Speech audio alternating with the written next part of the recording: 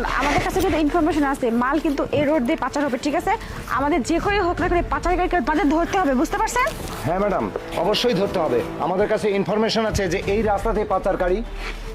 কি ব্যাপার, আপনি আপনি জানেন না যে এই রাস্তা দিয়ে চলাচল করা নিষেধ? আপনি স্কুটি নিয়ে ঘুরতেছেন, এই রাস্তা তো সার্চ চলতেছে, আপনি কেন আসছেন এই রাস্তা গাড়ি নিয়ে? ম্যাডাম স্যার, আসলে হয়েছে কি, আমার মা না খুব অসুস্থ, আসলে সামনে হসপিটাল, তো ওদিক দিয়ে গেলে অনেক লেট হতো, তাই তাড়াতাড়ি করে এই রাস্তা দিয়ে যাচ্ছি। আপনি চুপ করেন। আপনি জানেন না যে এই রাস্তায় আমাদের নাকাবন্দি চলতেছে, প্রত্যেকটা গাড়ি তদন্ত চলতেছে? আপনি জেনে শুনে এই রাস্তা কেন এসেছেন?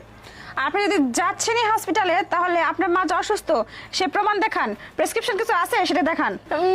স্যার ম্যাডাম, বিশ্বাস করুন, আমি তো মাকে দেখার জন্য হসপিটাল যাচ্ছি, আর মাটা না খুব অসুস্থ, কাগজ টাগজের কথা তো কিছুতেই মনে নাই, মাথায় কি করে আসবে, মা মরার মতো অবস্থা হয়ে গেছে স্যার।